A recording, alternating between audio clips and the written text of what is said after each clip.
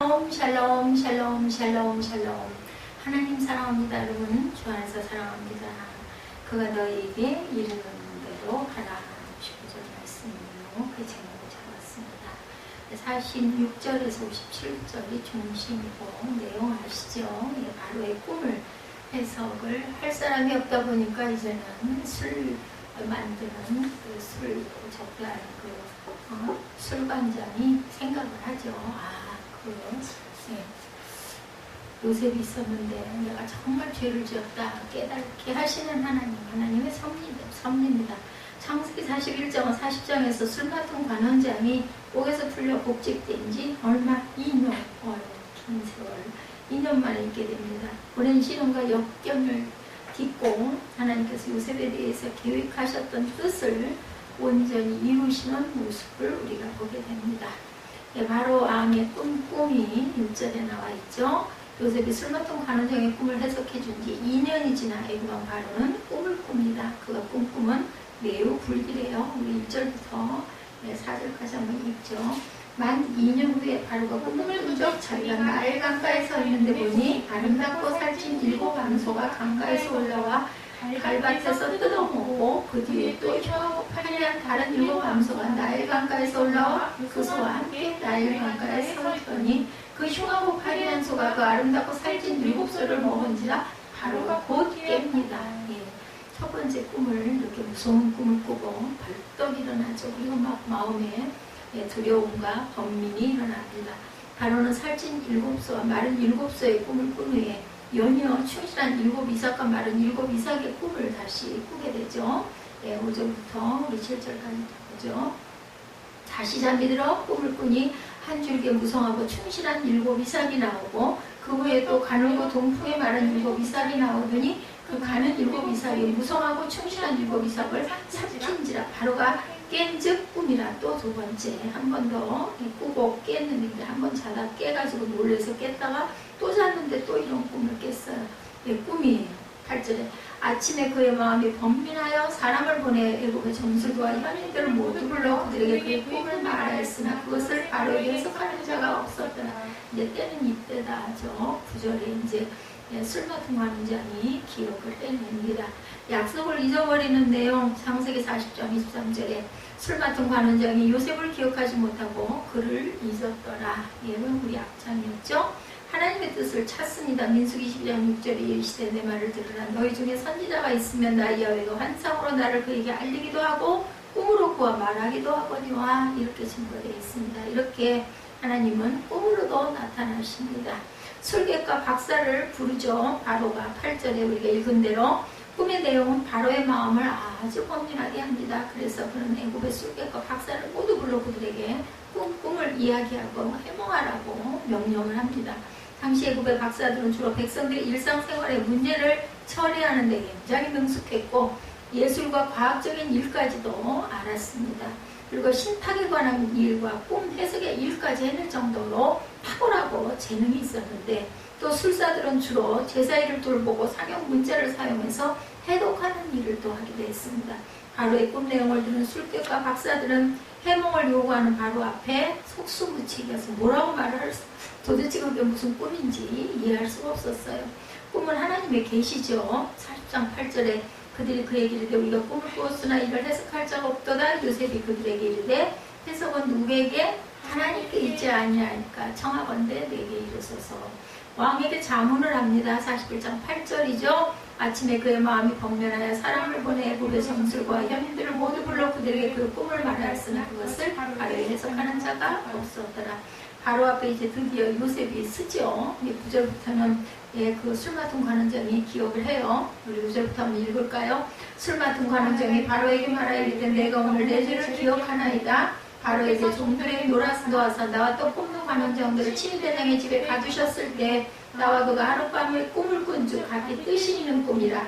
그것을 친위대장의 종된 히브리 청년이 우리와 함께 있기로 우리가 그에게 말하며 그가 우리의 꿈을 풀되 그 꿈대로 한 사람에게 해석하더니 그 해석한 대로 되어 나는 복직되고 그는 매달렸나이다. 이렇게 얘기합니다. 이에 바로가 사람 보내어 요셉을 부르매 그들이 급히 그를 옷에 내놓은지라 요셉이 수염을 깎고 그의 옷을 갈아입고 바로에게 들어가니 바로가 요셉에게 이르되 내가 한 꿈을 꾸었으나 그것을 해석하는 자가 없더니 그런즉 너는 꿈을 들으면 눈이 푼다 하더라. 여기서 이제 하나님을 증거하죠. 요셉이 바로에게 대답하여 이르되 내가 아니라 하나님께서 바로에게 편안한 대답을 하시리라. 아주 겸손하고 어떻게 보면 하나님의 영광을 드러내며 바로가 그죠? 그 아이에게 그런 거 얘기를 해가지고 자존심 상하고 그러지 않게 이것은 하나님이 대답하신다라고 얘기를 합니다.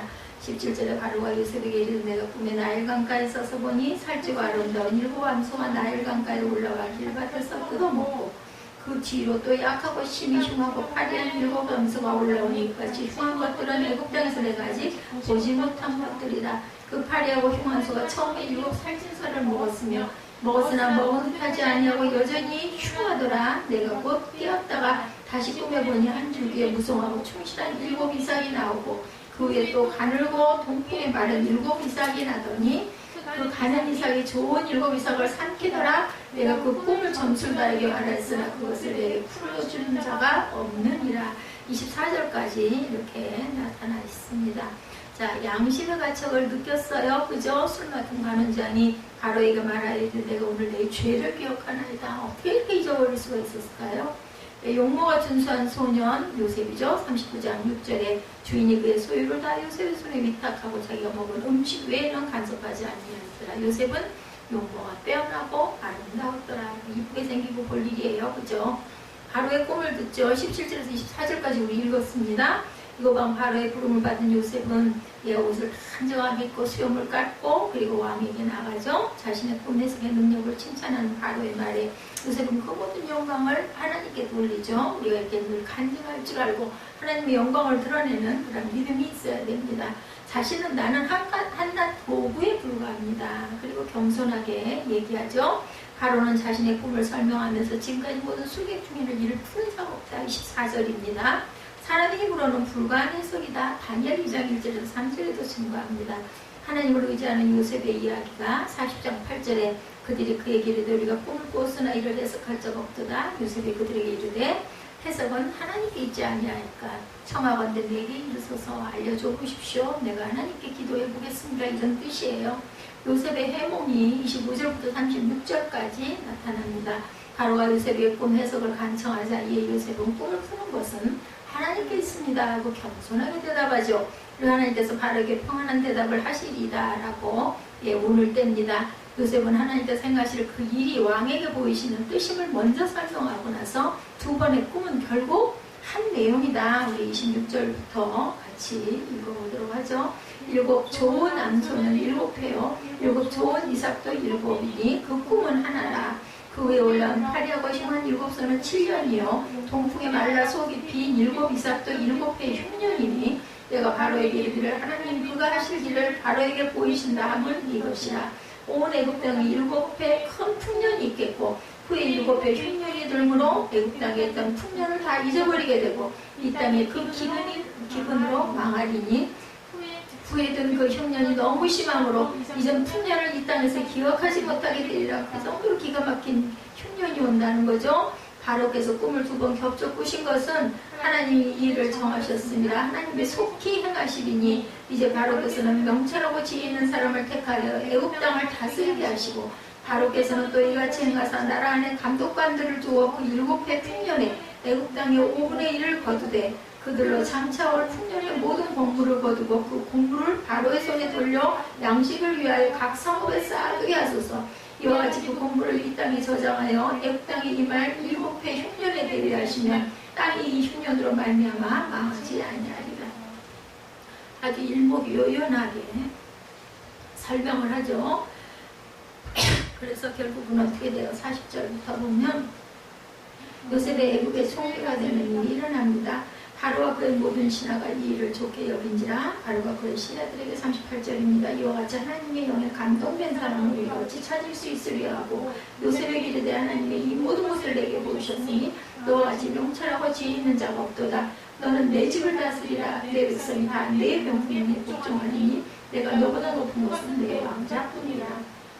바로가 또 요셉에게 이르되 내가 너를 애굽 온 땅에 총리가 되게 하노라 하고 자기 인장반지를 빼어 요셉의 손에 끼우게 그에게 세마포옷을 입히고 금사슬을 목에 걸고 자기에게 있는 버은 술의 그릇 태우매 무리가 그 앞에서 소리 지르기를 엎드리라 하더라. 바로가 그에게 전국을 총리로 다스리게 하였더라. 누구 생각나요? 하만 생각나죠? 그것을 통해서 그 시대에는 이렇게 왕이 총회를 하면은 이런 일들을 그렇게 했던 것 같아요. 인장반지도 빼어서 손에 끼워주고 그리고 모든 백성들은 그 앞에서 엎드려라, 예, 부복해라. 그래서 모르드게가 결국은 하만에게 머리를 숙여서 예, 무릎을 꿇지 않고 머리를 숙이지 않는 바람에 미움을 받는 것처럼 여기 요셉에게도 똑같은 일이 그렇게 일어납니다. 그리고 내 왕좌뿐이고 네가 모든 걸 다 관리해라 라고 얘기를 합니다. 이 내용이 우리가 잘 아는 내용이기 때문에 그냥 읽고 넘어가도록 하죠. 예, 약속을 잊어버리는 술 맡은 관원장이 그래도 기억을 해냄으로 인하여 요셉이 예, 바로 왕에게 나아가서 해몽을 해주는 그리고 총리가 되는 임명이 되는 내용이죠. 예, 정치를 잘하는 요셉 48절부터는 정말로 예, 요셉의 해석대로 7년 동안 풍년이 찾아오죠. 47절에 보면 그는 이때 전국을 순회하면서 많은 곡식을 저장하는 부분이 47절부터 나타납니다. 7배 풍년에 토지 소출이 심히 많은지라 요셉이 애굽 땅에는 그 7년 곡물을 거두어 각 성에 저장하되 각 성 주위에 갈 때 곡물을 그 성읍 중에 쌓아두매 쌓아둔 곡식이 바다 모래같이 심이 많아 세기를 그쳤으니 그 수가 한이 없음이었더라. 흉년이 들기 전에 요셉에게 두 아들이 나든지 흉년 나기 전에 또 아들도 태어나요. 그러니까 7년 동안이니까 두 아들이 나겠죠. 온의 제사장 보디베라의 딸 아스낫이 그에게서 나은지라. 요셉이 그의 장남 이름을 무레스 므낫세라 하였으니 하나님이 내게 내 모든 고난과 내 아버지 온 집의 일을 잊어버리게 하셨다. 고난과 어려운 일을 이제 잊도록 하셨다라는 그런 이름으로 므낫세. 그리고 둘째 아들은 에브라임이죠. 52절에 하나님이 나를 내가 수고한 땅에서 번성하게 하셨다 하였더라. 그래서 53절에 애굽 땅이 7배 풍년이 그치고 이제 요셉의 말과 같이 7배 흉년이 들기 시작하며 각국에는 기근이 있으나 애굽 온 땅에는 먹을 것이 있더니 애굽 온 땅이 굶주림에 백성이 바로에게 부르짖어 양식을 구하는지라. 바로가 애굽 모든 백성에게 이르되 요셉에게 가서 그가 너에게 이르는 대로 하라 하니라. 온 지면에 기근이 있음에 요셉이 모든 창고를 열어 애굽 백성에게 팔세. 애굽 땅에 기근이 심하매 각국 백성도 양식을 사려고 애굽으로 들어와 요셉에게 이르렀으니 기근이 온 세상에 심하니라. 이렇게 해서 42장에는 요셉이 형들을 만나는 그런 역사가 일어납니다. 하나님이 이렇게 인도를 하신 거예요. 기가 막힌 내용이죠. 동서고금을 막론하고 시대를 예견하는 자는 존경을 받을 수밖에 없어요. 그죠? 41장은 요셉의 생애에 있어서 분수령과 같은 세 번의 꿈 이야기를 통해서 예, 드디어 요셉이 애굽의 총리가 되는 가정총무에서 나라의 총리가 되는, 예를 들면 뭐 정말 미국의 이민관 누군가가 나라의 대통령이 되는 것 같은 똑같은 일이 일어났다. 예, 주어진 환경에 순응하고 변함없이 하나님을 경외하는 자가 되었을 때 이렇게 승리를 예, 일으키시는 하나님. 예. 아침에 서대문 연구소에 있던 죄수가 저녁에 대한민국 총리 대신이 된다면 기가 막히죠. 기적 같은 일이 일어난 거예요. 하나님만이 하실 수 있는 일. 하나님은 하시지 못할 일이 없습니다. 창세기 41장 31절에 32절에 바로께서 꿈을 두 번 겹쳐 꾸신 것은 하나님이 이를 정하셨습니다. 속히 행하시리니 그러니 준비하라. 이런 이야기라고 합니다. 그리고 하나의 꿈입니다. 7년, 6년, 7년, 풍년, 7년, 6년입니다. 라고 해석을 하죠. 창세기 41장에는 요셉을 급속도로 승진시키기 위해 필요했던 4개의 주요 장면이 기록되어 있습니다. 우리 한번 살펴보죠. 첫 번째로 1절에서 8절 말씀, 꿈으로 인해 두려워하는 바로의 내용이 나와 있죠. 꿈은 예나 지금이나 하나님이 인간과 의사소통하시기 위해서 사용하는 여러 수단 가운데 하나라는 것. 네, 하나님이 주시는 꿈은 우리가 참 잊어버리지를 않게 됩니다. 아주 뚜렷하죠. 요셉의 인생에 있어서도 꿈은 엄청난 비중을 차지하는 중요한 것이었는데 요셉도 어린 시절 꿈은 2번이나 꿉니다.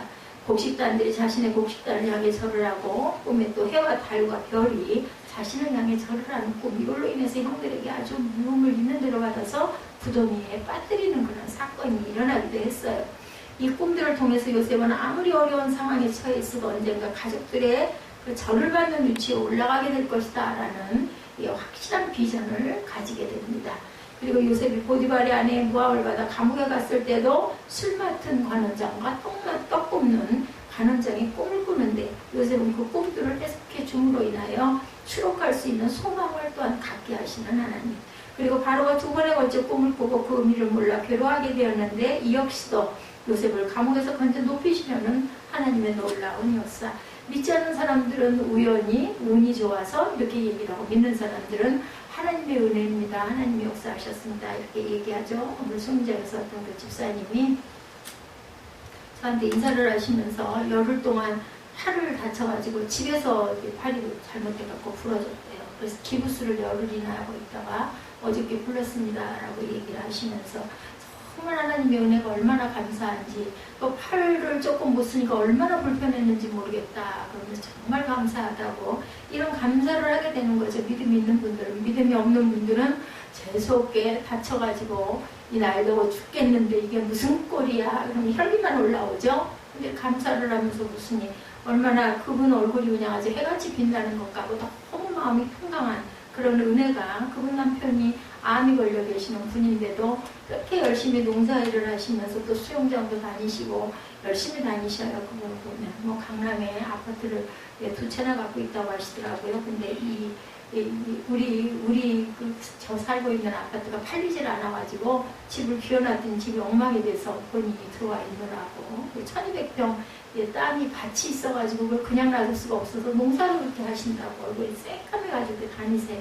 속으로 아유 이렇게 돈도 많고 하면서 그 땅을 어떻게 그냥 대충 정리를 하고 좀 나이도 많은 양반 좀 편하게 사시지 싶도 많은데도 열심히 그렇게 뭘 심고 밭을 메고 다니고 뭐 그냥 또 진짜 참 부지런한 매실을 또 주우러 다닌다고 또 훨씬 그렇게 다니시고 그렇게 열심히 다니시니까 몸이 건강하지 않겠나 하는 생각도 들었습니다. 꿈이라는 것을 다 믿을 수는 없어요. 허망한 꿈 뭐라 그래요? 개꿈. 예? 그죠? 낮에 꾸는 꿈, 특히 개꿈 꿨다 이런 얘기 많이 합니다. 이렇게 허망한 꿈을 꾸고 나면 아침에 일어나서 고개를 흔들어 버리고 좀 뭔가 기분 나쁜 꿈 꾸면 그죠? 아유 개꿈이야 뭐 이렇게 얘기하고 그냥 지워버립니다. 이렇게 허망한 꿈을 꾸고 아침에 일어나서 고개를 흔드는가 하면 왠지 기분이 나쁘고 내용도 연결이 안 되는 꿈, 또 어수선한 꿈, 아니면 뭔가 몽롱하게 또 뭔가 마음이 개운하고 기분이 좋아지는 꿈도 있습니다. 전도서 5장 7절에 꿈이 많으면 헛된 것이 많고 말이 많아도 그러하니 오직 너는 하나님을 경외할지니라. 하나님만 믿으라는 얘기예요. 무슨 꿈을 꾸었든 말았든 그거 좀 언짢은 것 같은 꿈은 그냥 머리 덜레덜레 흔들어 털어버리고 좋은 꿈을 꾸면 기분 좋은 꿈을 꾸 하나님이 나한테 뭔가 좋은 걸 주시려나 보다. 이렇게 우리는 그렇게 하나님만 의지하고 경외하고 가야 되겠죠. 꿈이 많은 것도 헛되고 말이 많은 것도 헛된 일이다.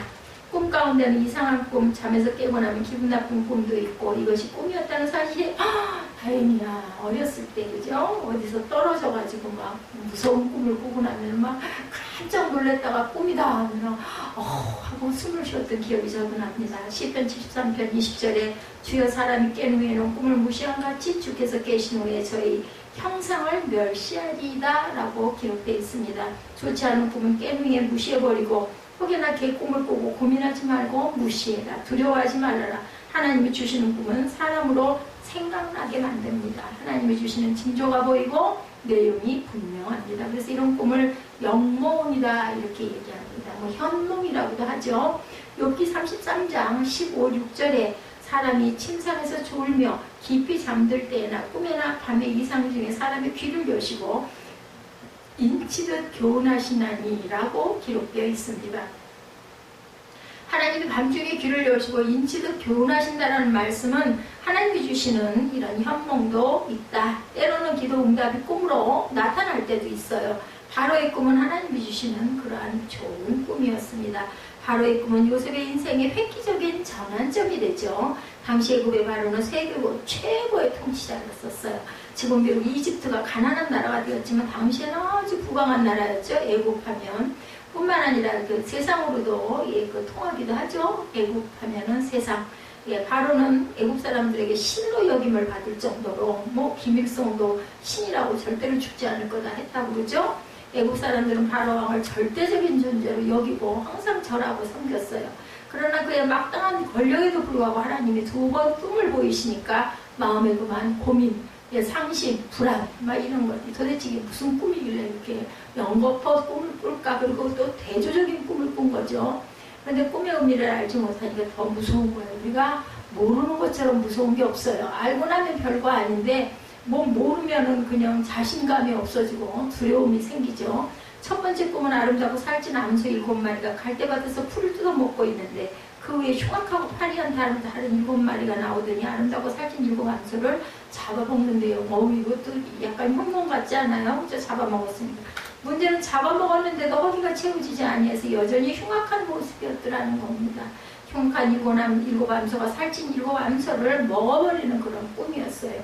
두 번째 꿈은 한 줄기에서 무성하고 충실한 7이삭이 나오고 그 후에 쇠약하고 동풍에 비쩍 마른 7이삭이 나왔는데 비쩍 마른 7이삭이 충실한 7이삭을 또한 벌컥 삼켜버리는 꿈이었습니다.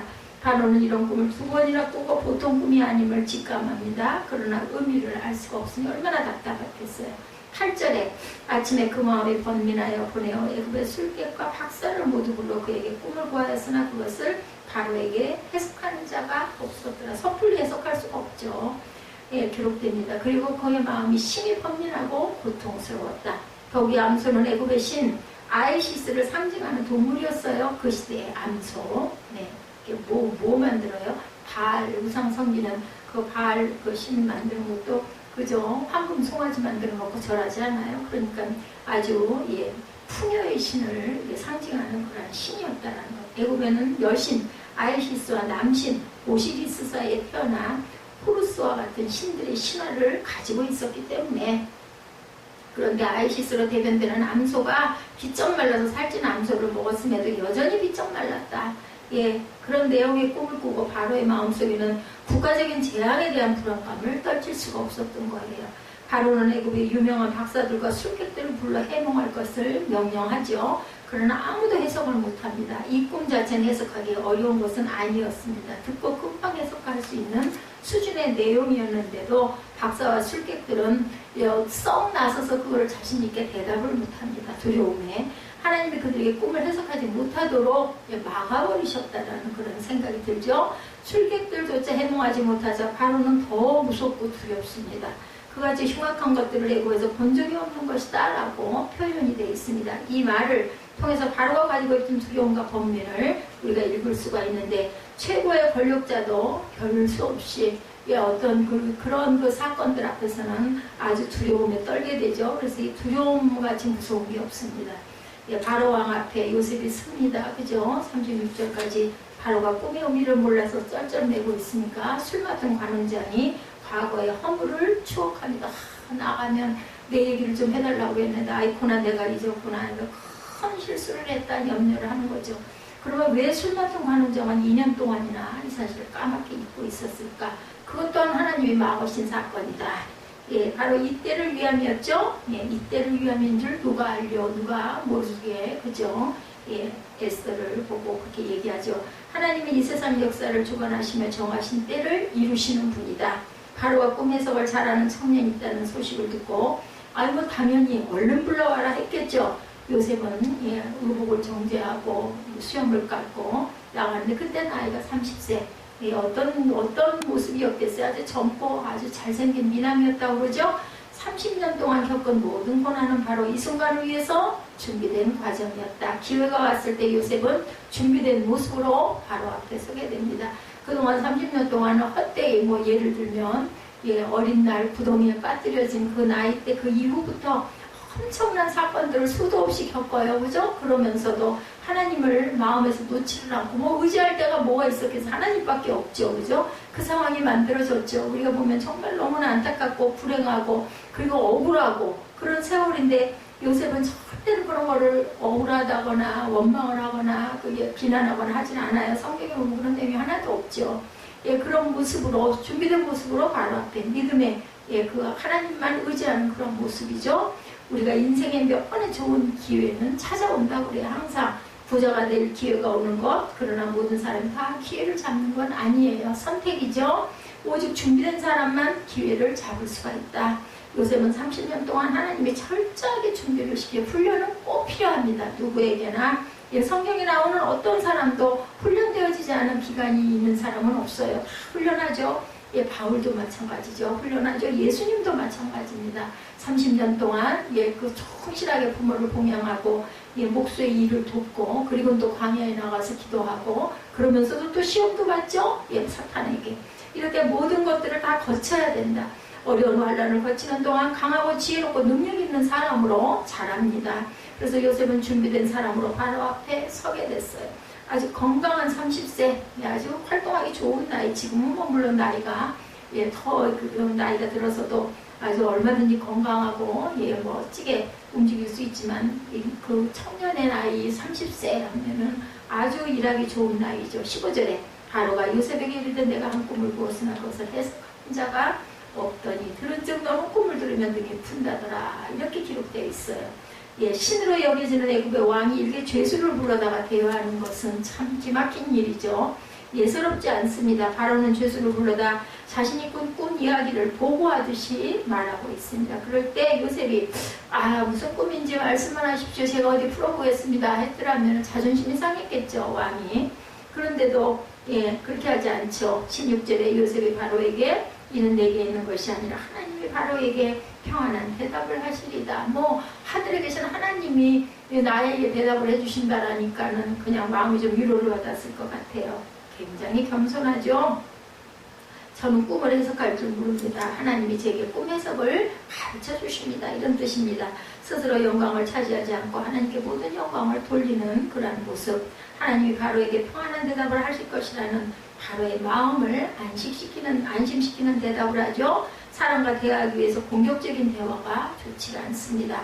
자식들도 마찬가지죠. 부모가 몽둥이를 들고 이실직고라고 하라고 하면은 요즘에 뭐 그렇게 했다가는 큰일이 나죠. 차라리 나를 죽여! 하고 달겨들지 않겠어요? 겁을 먹고 있습니다. 요셉은 먼저 두려움에 사로잡혀 있는 바로의 마음을 다독여서 안심을 시킵니다. 지혜가 필요해요. 예, 그런 부분이 참 저도 부족한 것 같아요.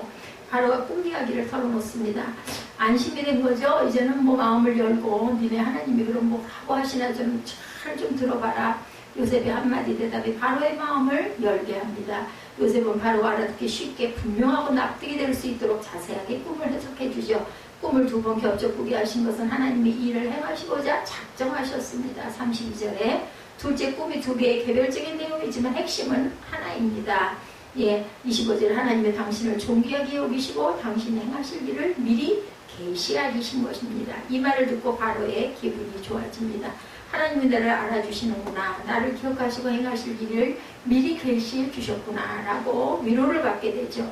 셋째 일곱 암수와 일곱 이상은 7년 동안 애국 땅에 풍년이 올 것을 예언하신 것이고 비적 마른 일곱 암수와 마른 일곱 이삭은 7년 동안 흉년이 될 것을 예언. 근데 이 해석을 듣고 보니 저도 참 맞다. 그럴 것 같다라는 생각 들지 않아요? 저도 이 교회 계약할 때 꿈을 2번이나 꿨죠. 예. 그래가지고 여기를 계약을 해야 되나 보다 하는 마음을 먹고 계약을 했습니다. 결과는 지금 보면 도대체 왜 그 꿈을 꿨는지 이해가 안 가지만 제가 여기 와야 되기 때문에 너는 거기 가야 돼 라고 알려주신 게 아닌가 싶습니다. 7년, 6년은 너무 극심해서 이전의 풍년을 기억하지 못할 것 너무나 심한 풍년일 거라는 거죠. 27절에서 30절이죠. 그리고 이어서 요셉은 바로에게 제안을 하죠. 지혜 있고 명철한 사람을 관리로 택해서 7년 풍년 동안에 애국 전역에서 소출의 20%를 세금으로 거두어 성에 보관하도록 하라. 30절에 그렇게 나타나 있어요. 30절에 보면은 이렇게 설명되죠. 흉년이 너무 심함으로 이제 풍년을 땅에서 기억하지 못하게 되리라 얘기를 하고 34절입니다. 7해 풍년의 애국 땅의 5분의 1, 그러니까 20%죠. 그것을 세금 그 히브리인들에 대한 그 세금을 거두라는 제안을 하는 거예요. 풍년일 때 세금이야 왜 안 내겠어요, 그죠? 그렇게 해가지고 잘 저장을 하라는 거죠.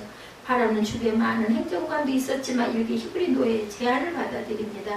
이 제안의 핵심은 애굽의 세금 혁명을 일으키라는 그런 내용이에요. 사실은 이 혁명은 죽이는 혁명이 아니라 사실은 살리는 혁명, 매우 합리적인 혁명이죠. 풍년이 올 때 세금 올리면 별로 반발을 하지 않아요.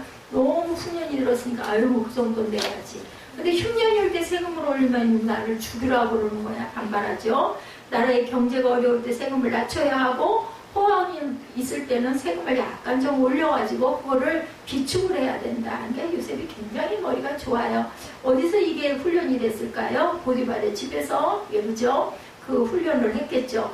그러므로 요셉의 제안이었던 20불의 세금을 거두라는 것은 백성들의 반발을 사지 않고도 잘 혁명이 일어날 수 있다는 겁니다. 전무후무한 요셉의 승진이 기가 막힌 승진. 아주 드라마로 하면 기가 막히죠. 37절에서 45절. 요셉은 바로 앞에 서서 주어진 기회를 100% 살립니다. 요셉의 해석과 제안을 들은 바로 왕은 전무후무한 요셉의 승진을 41절에 허락하죠. 요셉은 승진 정도가 아니라 노예 죄수의 신분에서 애굽의 둘째 권력자로 올라섰어요. 이런 경우는 승진이 아니라 뭐라고 그래요? 요즘 편한 말로 대박. 그죠? 대박이라고 그러죠. 대박도 그냥 대박이라고 하네요. 대박 그러더라고요, 보니까.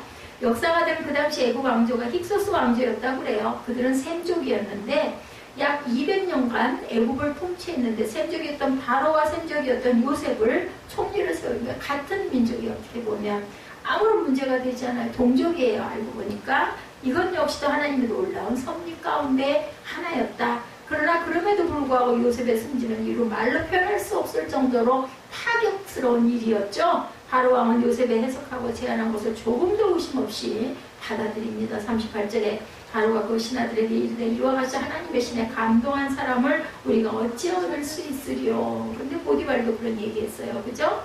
예, 이 사람에게는 하나님의 복이 따라다닌다 라고 얘기할 정도로 그 집을 그렇게 복되게 해주십니다.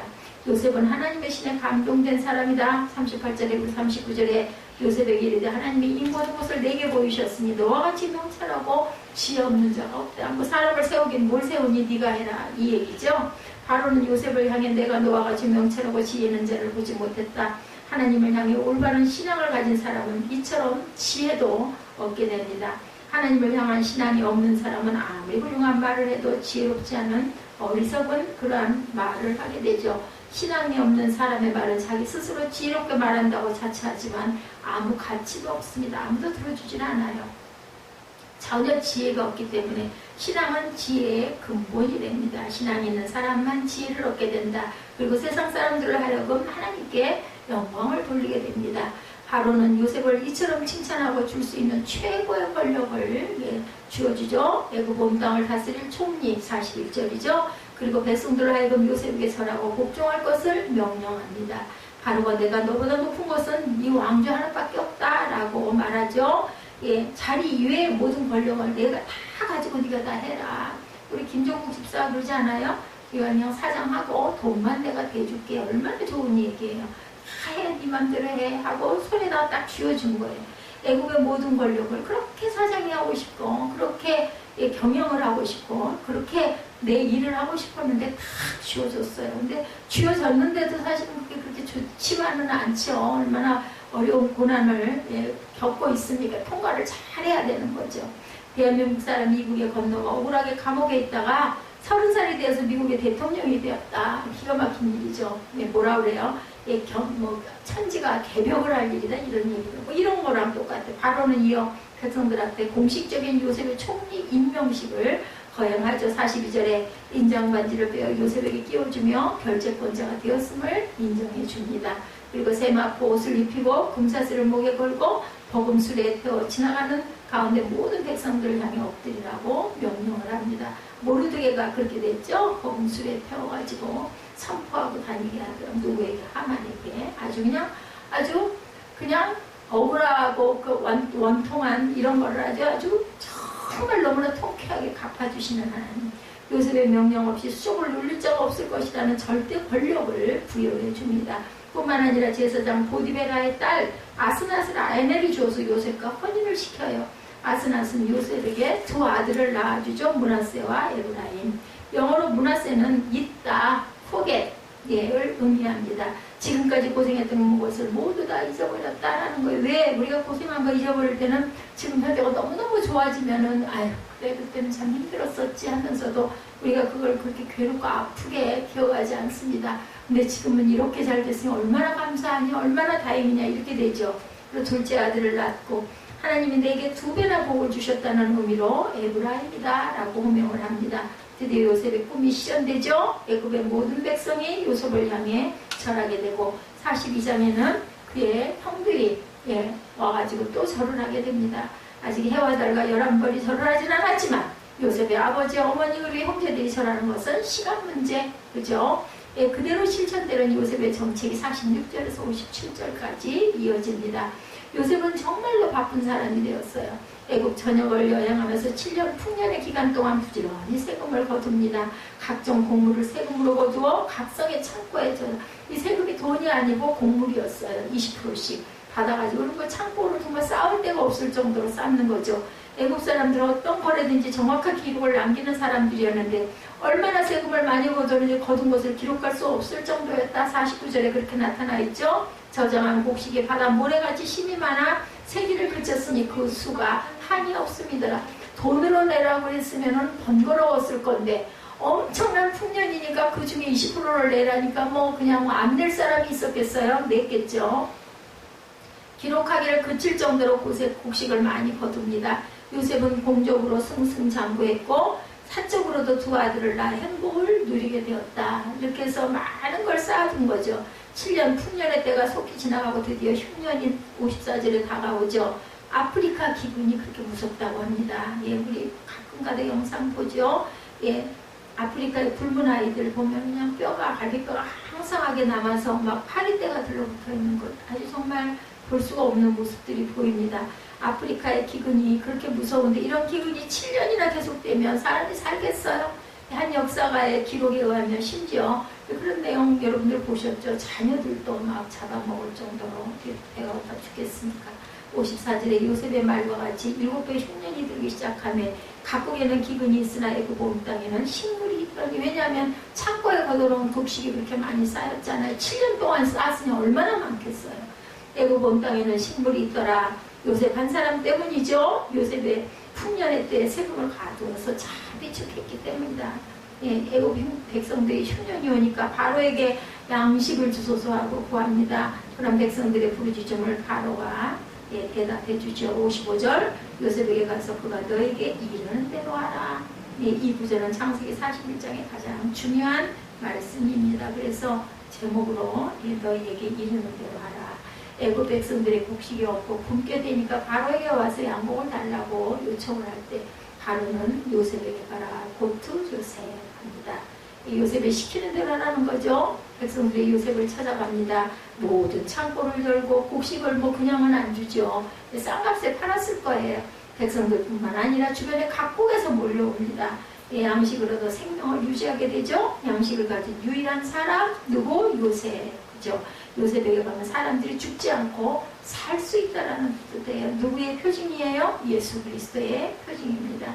결론은 창세기 41장에 2가지 교훈, 인간적인 교훈과 영적인 교훈이 있는데, 먼저 인간적인 교훈으로 첫째는 남들이 알아주지 않고 잊어버리는 시간이 있더라도 하나님의 때를 기억하고 인내하며 기다리라는 것, 우리가 인내심을 잘 길러야 됩니다. 둘째는 인생의 기회가 왔을 때 요셉처럼 기회를 잡을 수 있도록 준비된 사람이 되어야 되겠다. 인생의 기회는 누구에게나 다 찾아와요. 크든 작든. 하나님이 기회를 주셨을 때 놓치지 않는 준비된 사람이 되어야 된다. 기회를 기다리는 사람이 되어야 한다라는 이야기죠.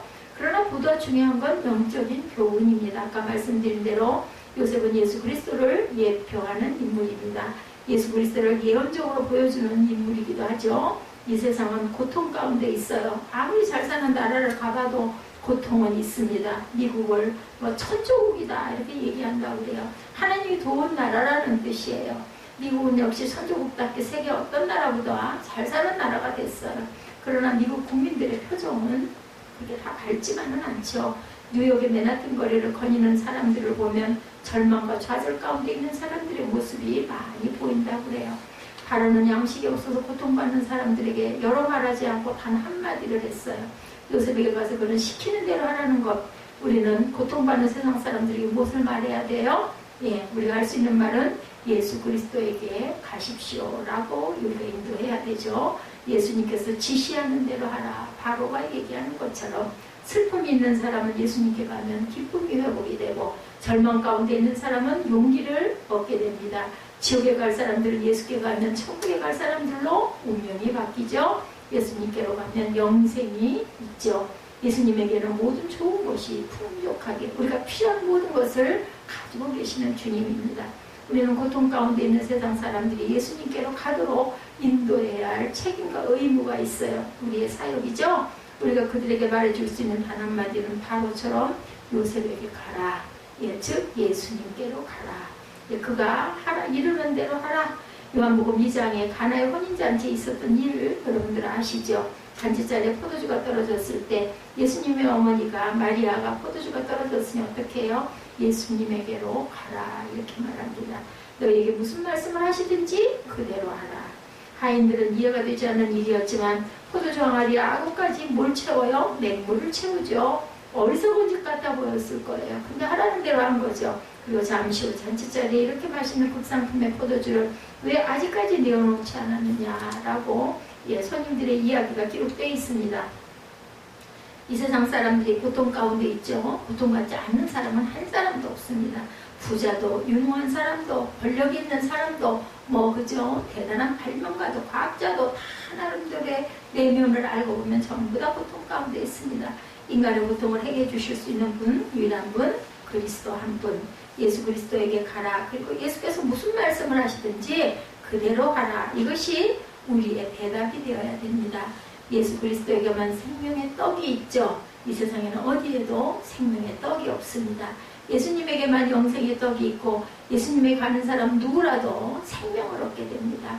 영생을 얻게 되죠. 결국 우리 인생 모든 문제의 궁극적인 해답은 예수님께 있다라는 것. 바로는 아주 놀라운 말을 하죠. 세상 사람들에게 무엇을 말해야겠나? 예수께로 가십시오. 예수님이 시키는 대로, 그가 하라는 대로 행하십시오. 우리도 삶을 살다 고통과 좌절이 올 때 예수께로 가면 되죠. 예수께로 수시로 나아가시는 성도들, 항상 주님께 구하고 주님께 예배하고 찬양으로, 기도로, 말씀으로 주님께 나아가서 주님이 하라고 주시는 말씀대로 살아가는 저와 여러분 되시기를 주님의 이름으로 축복합니다.